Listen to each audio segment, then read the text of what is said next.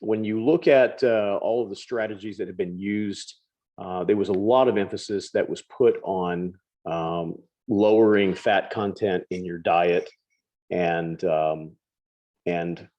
this all started probably back in the 1950s. And ironically, at some point, sugar, particularly processed sugar, was also identified as being something that was detrimental to people's health and contributed to heart disease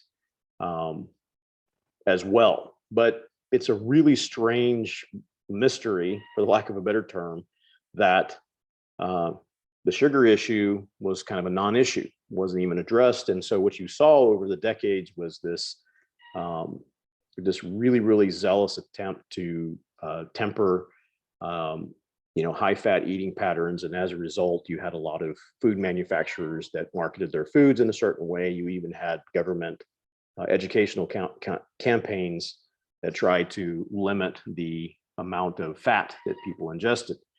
Now, that being said, we have about 60 to 70 years worth of data. And the result, surprisingly, is with all of the effort put in to try to minimize the amount of high-fat diets, we ended up with the same exact problem that we had back then. We are facing it now in the 2020s. Number one killer of people in the world, and this is data from the World Health Organization, is heart disease. We have huge obesity rates in nations across the globe, and heart disease, when it's not obesity, when it's not treated, obviously leads to all sorts of metabolic syndromes, and eventually leads to heart disease and leads to death. So this is the number one cause of death in 2019. Data from the World Health Organization takes a while for it to roll up and report. So we're always about 2 years behind with data from the World Health Organization. Same thing with the Centers for Disease Control in the United States. Number one killer in 2019 was heart disease. 659,000 people died as a result of heart disease. And if you look at some of the other items on the list, it could be reasonably argued that they are the inevitable manifestations of metabolic syndromes that all come from the same source, but that's a topic for another paper. To give some perspective to the problem, this is data from 2021. It's recent data from this organization, healthsystemtracker.org, and it goes all the way up to September 2021. And to give you some perspective, heart disease is still leading the pack. The second number one killer in the United States is COVID-19. And this is data from CDC. These are the total number of Americans who have died as a result of COVID, but yet heart disease still leads the pack. So why is this when we focus in on mitigating or eliminating high-fat diets? So I'm going to break it down into 3 main sections, and I'm going to give some recommendations. We're going to talk about sugar in the body. We're going to talk about sugar in society, the different governments' responses to the problem. I'm going to compare and contrast the United States to Chile and offer some recommendations at the end for the government, any government, and also some micro recommendations for the individual. I'm going to put this little progress bar at the top, rudimentary progress bar, so that way you can see where we are and what topic we're talking about, from sugar in the body, sugar in society, governments, and recommendations. So let's talk about what sugar is. Sugar comes in different, can be broken down into different levels. Monosaccharides are known as simple sugars. Disaccharides are pairs, and then you have your polysaccharides that are more complex. So here are the 3 monosaccharides. Take a look at fructose. It's the sweetest one, and it's the most insidious one, and I'll explain that here in a minute. We have sucrose, which is a disaccharide. It's a combination of glucose and fructose. So sucrose and fructose are equally bad because it contains fructose, and I'll go into that here in a minute. You also have the maltose and lactose, and then your polysaccharides are chains of many glucose units and other monosaccharides. So when we're looking at the monosaccharides, when we get down to the molecule, the molecule itself, your body uses glucose for everything, for thinking, for exercise. Glucose is the good stuff that our body needs. Fructose, on the other hand, is mainly found in small quantities in nature, and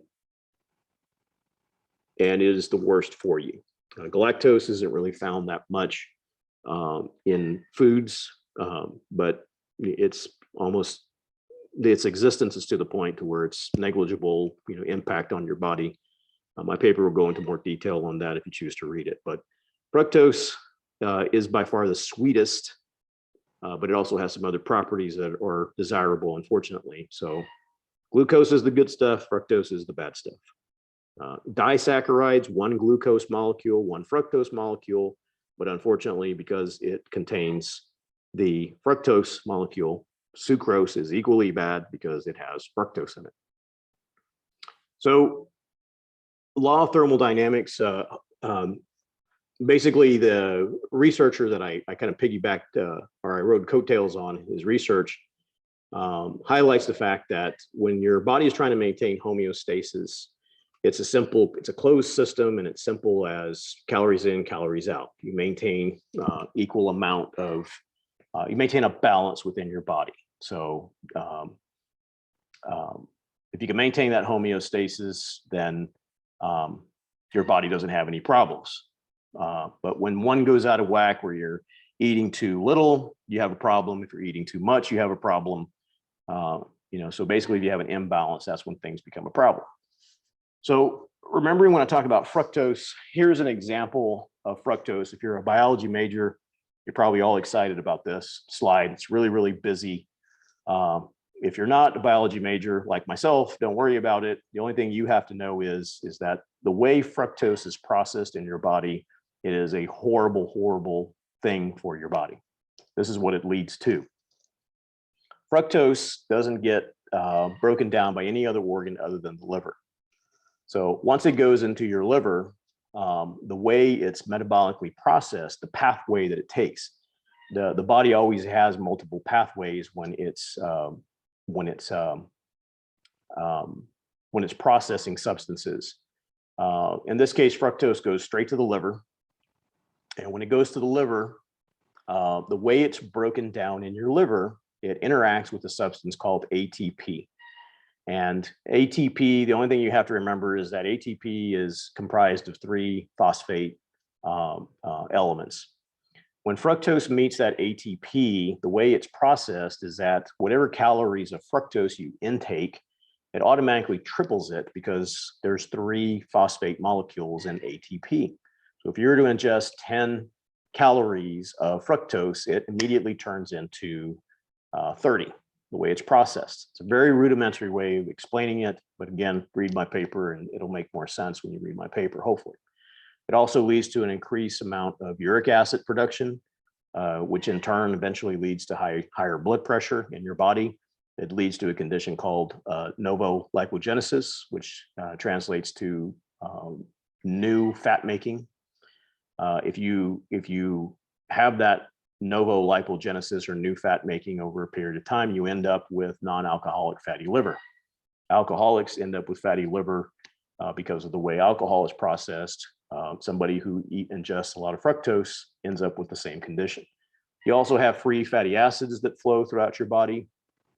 As a result, it triggers your body to increase its insulin production. And the more insulin that you have flowing in your body, you start to become tolerant to it, and you end up with a condition called insulin resistance. And then another insidious effect that it has, fructose in particular, is that it causes leptin resistance. Leptin is the hormone that is secreted in your body that triggers the full response. When you're eating, your body basically tells you, hey, you've had enough. It starts secreting leptin. Leptin tells you, stop eating. Fructose creates a circumstance where your body doesn't recognize leptin. And so your off switch, your eating off switch is not activated. And so you end up with a leptin resistance, which means you eat more food because your body is not telling you that you're eating, that you have eaten enough. And so you end up eating more of the foods that you're eating. So basically, a way to kind of simplify it is when you eat fructose, you eat fat, but you eat fat in a manner that whatever calories come in, that those number of calories actually kind of triple because of the way fructose interacts with your ATP. So when you eat fructose, you're eating fat. A study was done to determine whether or not a person can be addicted to sugar, refined processed sugar, which refined processed sugar contains fructose in it, and we'll go over that here in a minute. But the study broke things down into 4 parts to look for 4 different things: binging, withdrawal, and craving, and cross-sensitization.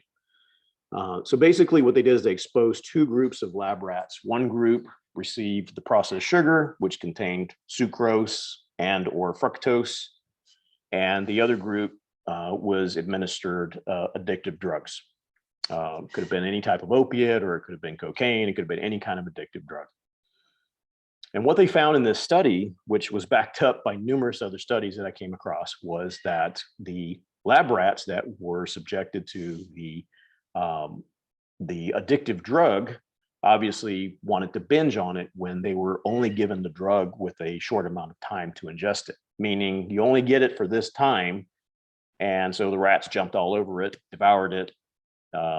And the rats in that separate group that were given all the time in the world to ingest their drugs didn't ingest those addictive drugs to the extent that the ones that only got it for a short period of time did. When they compared those 2 groups of the rats with the drugs, the behaviors were exactly the same with the rats that were given sugar. They binged on it. Same thing with the withdrawal process. The rats underwent withdrawal symptoms identical in both groups, addictive drugs and sugar. They both demonstrated signs of craving. And the really kind of scary part was the issue with the cross-sensitization. Cross-sensitization basically means that I can replace one for the other. That's kind of an oversimplification of the experiment. So in other words, an example of this would be if I were to take 2 groups of lab rats and I were to give them sugar, or I'm sorry, if I were to give them an addictive drug, and then all of a sudden remove that addictive drug from them, and I were to replace it with something else, like sugar, for example. The rats demonstrated behavior in this particular experiment that they were just simply able to replace one addictive substance with another. This is called the gateway effect. And so that was the scary part. And the conclusion that the experimenters came to was that, yes, you can be addicted to drugs the same way that you could be addicted to sugar. It's the same. And what's worse is that you have the gateway effect. So I can easily replace one addictive substance to another. So it's crazy that drugs basically and sugar are just the same when it comes to, conclusions that was made about being addicted to a substance. In society, sugar comes from 2 sources. It comes from the sugar cane and it comes from the sugar beet. The sugar beet was discovered later in society because, and it proliferated because it could be grown in more arid regions where the sugar cane needs to grow in areas where there's a tremendous amount of water and rainfall. But because of the sugar beet, you ended up with more of a proliferation. So the process is simple.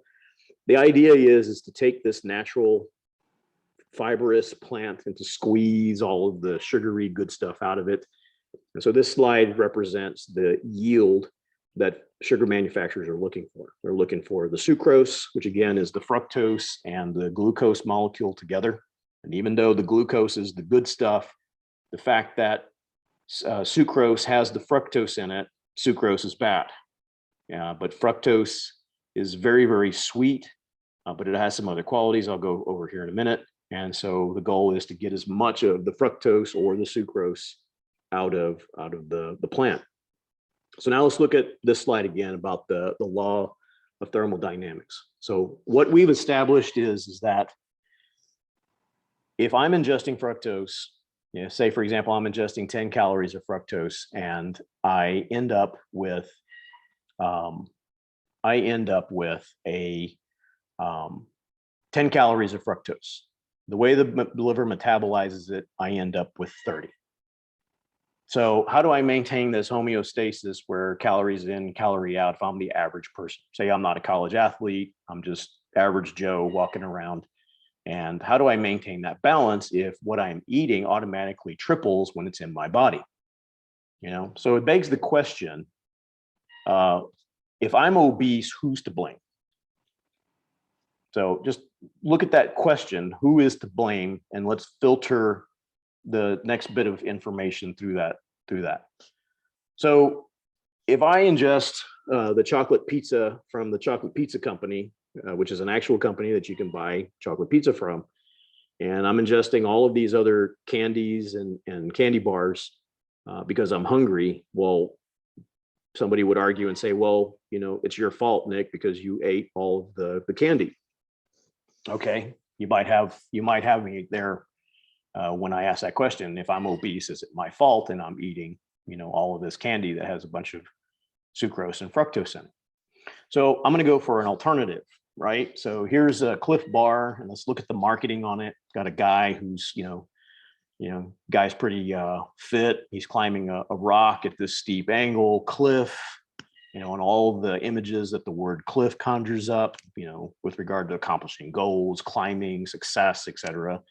This also has 10 grams of protein in it. It's non-GMO, which is good. And look at the words on it that stick out. I got 6 energy bars. I've got some nutrition for sustained energy, and it's got a list of some natural stuff with peanut butter, banana, so this is good stuff, right? Hold that thought. So fructose isn't just used for a sweetening agent. It's also used to preserve. A good example would be, we talked about how Fiji Water made their water bottles square so they can be packed more efficiently and shipped. Well, fructose has qualities that preserve food that has had all of the fiber taken out of it. And if you introduce fructose in it, it basically prolongs the shelf life on it. And so I can ship it worldwide. So fructose isn't just used for the sweetening, enhancing qualities to it. And here's a list of some of the things that it's used for, aside from sweetening. Canned goods, if you open a can of vegetables, it probably has fructose in it. Look at some of the other things it does, like the confectionery that produces textures in foods is used in just all sorts of foods. You can find it in ketchup. You can find it in even organic food that's advertised as being organic. You can find that as a confectionery in those as well. Take a look at some of your protein pancakes. So here, this is not an exhaustive list, but it's a pretty comprehensive list. All of these words that you see here are synonyms for fructose or sucrose, processed sugar. It's all the same. Everything you see here. So take a look at the list. Number 1 on the list, agave nectar. There is a smoothie place, and I hope I don't do them in, but there's a smoothie place on campus, for example, that promotes itself as giving a healthy smoothie alternative to some of the other food choices that are on campus. And they put agave nectar in your smoothie to make it more sweet. So you kind of have to ask them what's in it and what can you do to, kind of remove some of that processed sugar in it. But these are all names for processed sugar. I think some of my favorite ones, I'm being sarcastic, rice syrup, panela. Some of them are kind of no-brainers, like brown sugar. Barley malt. Barley malt's another one of my favorites.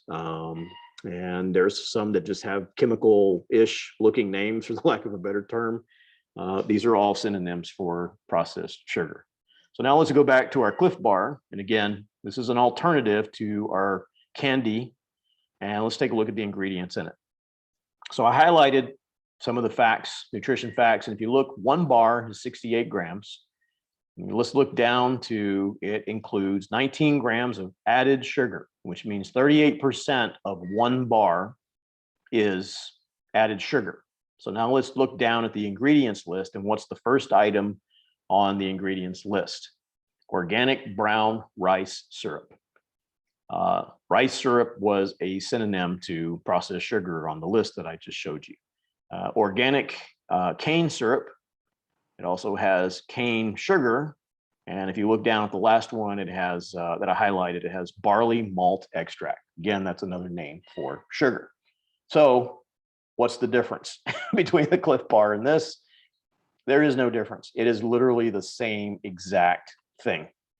So if you're in a rush and you want to eat healthy, grab a Cliff Bar. You might as well, continue your subscription to the chocolate pizza company delivering to, your residence. Going back to this list real quick, one key point is that food manufacturers can claim a proprietary process and therefore name their sugar, their processed sugar, differently. So there's no law or rule that says that they have to disclose a name that is found on any list. The researcher that the doctor that I did my research off of claims that there are currently 56 names, proprietary names for sugar that are not required to be put on food labels, which means that you don't know if you're eating the processed sugar or not. 56 of them. So I posted this because it's like, this is across the street from campus, and you go to Chipotle, and so look at the marketing. Nothing artificial in this queso blanco. Nothing artificial in it. It's got pure white cheddar, aged Monterey Jack, poblano, serrano, Chipotle. That's all, nothing artificial. But I don't know what's in the white cheddar. But let's just say if the white cheddar has any of these, synonyms for processed sugar in it, I guess technically they're not lying by saying nothing's artificial in it, because we have pure processed agave nectar that we add to the white cheddar that we buy from this supply chain that then ends up in your queso blanco. Like I said, I don't know what's in the white cheddar or the aged Monterey Jack, but when you're asking the question, whose fault is it if I'm obese? Well, is it my fault, or is it because I'm eating a lot of crappy food? Or are there some other contributing factors to it? So what the heck is in the white cheddar? I don't know. So here's kind of a powerful slide, because again, let's ask the question, who's to blame? So is a baby who's been given corn syrup in their baby formula, and by the time the baby ends up 6 months old or 2 years old and is obese, is it the baby's fault?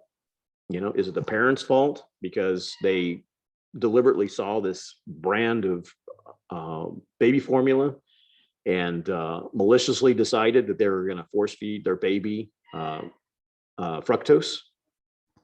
So it's an interesting question. So what does our government do about it? In the United States, the only laws that we have in the United States that govern food is governs nutrition labels and ingredients. Nutrition labels, there was a change where the new nutrition labels do have to list added sugars, but there is absolutely no data out there that I could find that suggests that it was a direct result of this problem that we're talking about. And then the ingredients list have to be listed in order of weight compared to the product. And so in this case, the most heaviest voluminous item in there is the stone ground whole wheat. Second to flour, water, yeast, and then brown sugar in this case. Just a random one I picked. So the question is, if we look at this definition from the regulations that govern the FDA's rules, it is required that additives be safe, and that is defined as a reasonable certainty by a competent scientist that no harm will result from the intended use of the additive. And so here we're talking about sucrose which is one glucose molecule and one fructose molecule, or we're talking about fructose. So is fructose safe as defined by FDA regulations? Well, let's go back to this slide and its detrimental effects. Here's all of the bad things that happen when you eat the fructose. Fructose equals fat, and you have all of these other issues that if you ingest fructose over a long period of time, you end up with some type of metabolic syndrome like type 2 diabetes, obesity, heart disease, etc. So is it safe? Well, no, it's not. So why does the FDA allow it? Here's the loophole here. Basically, if you look at the first highlighted area, food shall be determined to be adulterated if it bears or contains any poisonous substance that is injurious to health. But here's the loophole. Not with the prevention of chronic diseases, even though its own regulations explicitly postulate that connection between such products and such diseases. So basically you have a law that gives a framework to FDA regulations that says you need to watch out for this bad stuff, but only if it's acute, meaning if it happens quickly, it has a quick onset and it's a toxin. So we recognize that fructose can lead to some diseases, but we're not going to create a framework where the FDA can then create regulations that allows it to prevent chronic diseases, means diseases that happen over a long period of time. Here's Chile's response to it, the country of Chile. They established thresholds. They actually had the courage to say, we have an obesity problem as well. That was their portion of the pandemic, their pandemic. And it is a pandemic, but as defined, the obesity pandemic, the heart disease pandemic, it's a pandemic. And Chile took their part of the pandemic and they decided we're going to set thresholds. So here's the threshold. You don't even have to understand what this means, but this just basically means they set thresholds. They said, hey, if this product has sugar or fat or salt that is above this threshold that we've established, and ironically, they established those thresholds in Chile by using US Department of Agriculture data, and they set thresholds. And so as a result, if it surpasses a threshold, it has to have a warning label on it. The first one, alto en azúcares, translates to high in sugars. So they at least slap a warning label on the food that says, hey, we're not going to govern that you can eat this or not eat this, but just know that if you're going to ingest this, this has sugar in it. And they may prompt some questions by the consumers. Well, what's the big deal if I eat this or not? So here's what we know. This is not an exhaustive list, but I put this together to show kind of trying to give us a holistic view of the problem. So we know that we are predisposed as humans to gravitate towards sweet things. If you go back to ancient man, if we found something sweet that equated to energy, like berries, so that gave us energy so we can survive. So we're predisposed to sweet foods. We know that processed sugar is not a natural food, despite marketing, despite advertising. It's not a natural food. We have to manipulate a whole fibrous plant to extract stuff out of it, and it is not natural food. So we know it's not natural. It's harvest. The fructose, the sweet qualities are harvested out of it, but it's also used for other things. Fructose is a hepatotoxin, which means it's poisonous to the liver, and we went over that before. But creates novo lipogenesis, insulin resistance, leptin resistance, uric acid, and all the manifestations of it. So when you eat it, you're eating fat. And it even has kind of that triple effect that I described earlier. So we know it's bad for the liver, and we know it creates more fat in our body. More fat means more obesity. More obesity means it leads to heart disease and other comorbidities and other metabolic syndromes like type 2 diabetes, etc. Processed sugar, we know it is addictive. There are studies to show that it's addictive. It technically could be a gateway drug, even depending on how you interpret data from one study, but it's definitely addictive. And it's everywhere in the food industry. The FDA does not consider it to be a toxin because it is a chronic toxin as opposed to an acute toxin. Like if we were to go to a local bar and start slamming shots, we're going to get drunk. We're going to see that acute effect. where if we eat those Cliff Bars over a long period of time, maybe we'll see some manifestations of it anywhere from 2 to 5 to 10 years. So the FDA doesn't consider it as a toxin because it falls in that chronic category, not the acute category. We know that fructose is ubiquitous in our society because it's not just used to sweeten food, it's used as a preservative and has other qualities that it's used for. And we know that in our country right now in the United States, the FDA does not require a warning label to it. So factoring all those variables in and looking at that holistically, here's kind of some expert predictions. This came from most of these photos from these slides came from my research. Well, almost all of them did. So I have to give credit to them on my works cited list. So what does this mean? These are some predictions that have been made by experts that 42% of Americans will be obese by 2030. It's going to be 2022. So in 8 years, almost half of Americans are going to be obese. That means you're 30 pounds or more overweight. That's pretty staggering. 100 million Americans will have diabetes by 2050, and from a societal standpoint and a government and societal nexus, it's predicted that all the comorbidities and the metabolic syndromes that result from high-fat diet and obesity, that we're going to break our Medicare system. So by 2026, if you're not an elderly person, there may not be Medicare for you. Here's some recommendations. Macro. The only recommendation I can make is I think Chile is cutting edge. I think they're very progressive. At the very least, we should adopt some type of warning label system as they did in Chile. I think that the FDA regulations, law and legislation needs to be passed that in turn forces the FDA to change their regulations to where they start to govern chronic toxins in food and not just acute toxins. I think there needs to be early childhood compulsory education. We see that with alcohol and with tobacco, anti-tobacco and anti-alcohol campaigns in our schools, especially in public schools that receive government funding. And I think that we need to coordinate with the World Health Organization to address and attack this issue the same way we do and have been doing for the past couple of years with COVID-19. We have vaccinations. We have people being encouraged to get vaccinations.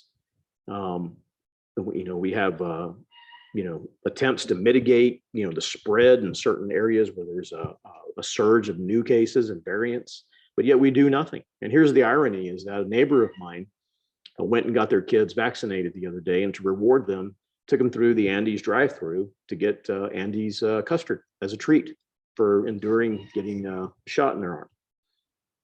So when you look at the data that's out there, that is the equivalent to getting your kid a vaccination, and they went through a little bit of pain and they're crying, and to soothe them, you go and buy a pack of cigarettes or buy a bottle of wine and give it to your kid to help them celebrate being brave and getting that shot in their arm. That's pretty ironic. On a micro level, avoid all processed sugar completely. Just don't eat it. Avoid eating all processed foods because processed foods usually have fructose in it to help preserve it. And if you're eating out, you have no idea what you're eating. My paper describes some of the requirements for restaurants, and depending on what restaurant you go to, you have no idea if fructose is being introduced into your food, either in the supply chain or in the food directly. If you have to eat processed foods, scrutinize the labels. We scrutinized the Cliff Bar label a little bit, and just scrutinize the label. That's all you can do. Maintain homeostasis, for athletes or aesthetic bodybuilders. Maybe you play with those balances with your eating patterns, but at the end of the day, you need to monitor that homeostasis. And if you have to consume your carbohydrates, consume them in whole fibrous natural states. So for example, if you were to take oranges, don't squeeze the juice out of the orange. Just eat the oranges. You're getting juice and you're getting the fiber, and it's nature's way of telling your body, hey, you've had enough of the bad stuff. that comes in this natural ball of fruit, and your leptin triggers your full response, and the fiber makes you full, and it voluminizes in your stomach, and it tells you this is all of this stuff that you need to eat. That's nature's way of cutting you off with that. Whereas if you take the orange and you squeeze the juice out of it, you have just processed the sugar, and you have just made processed sugar without realizing it. So if you have to eat it in its natural state. With regard to animal protein, there is some fructose in it, but when you are looking at ground beef and you're looking at ingesting sausages, for example, that is a processed food at that point, and you just don't know if it's going to have fructose that has been introduced in it somewhere in the process. So if you have to eat animal protein, eat whole animal protein. That's just basically hacked off of the animal and eat it whole. So the question comes up that was asked, how much of the fructose should I eat? What's the limit? It's been suggested that 15 grams is a limit, because that was about what people were getting in natural foods before World War II in the 1940s, that led to the mass proliferation of fructose in food. But I would suggest asking the question another way. The question should be synonymous to, in your head, it should be synonymous to, how many cigarettes a day should I smoke?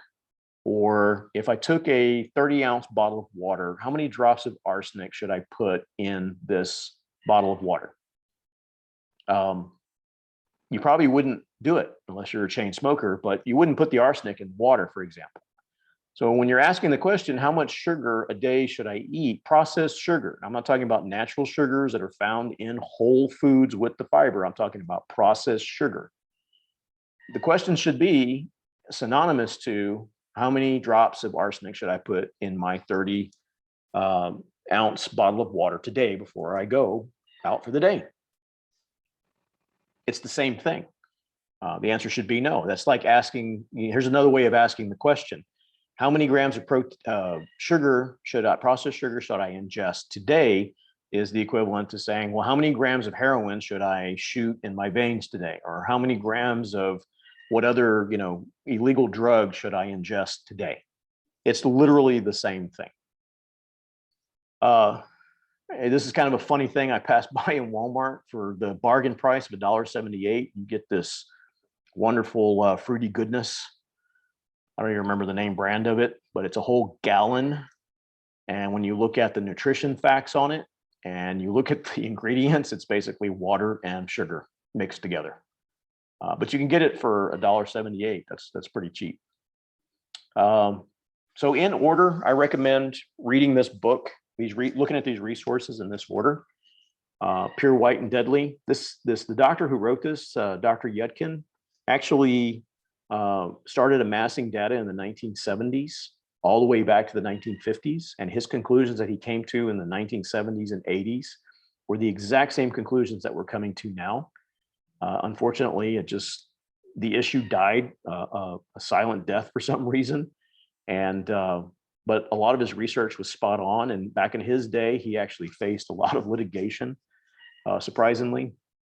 But Dr. Robert Lustig, who presented some more contemporary lectures built upon Dr. Yudkin's research, and has come to the same conclusions and has even more data available to him to validate the toxicity of sugar. And so I highly recommend reading this book first, and then I would look at these resources in order that kind of corroborate and also expand upon his work. So if you have any questions, I know this went really long. There's no way to cram everything in a short period of time, but if you have any questions, if you want a copy of the book from Dr. Yudkin, I might be able to email you the PDF. It's free online. And I can email you the slideshow. And if you want a copy of my paper, be happy to email it to you as well. So thanks for watching, and I hope you enjoyed the presentation.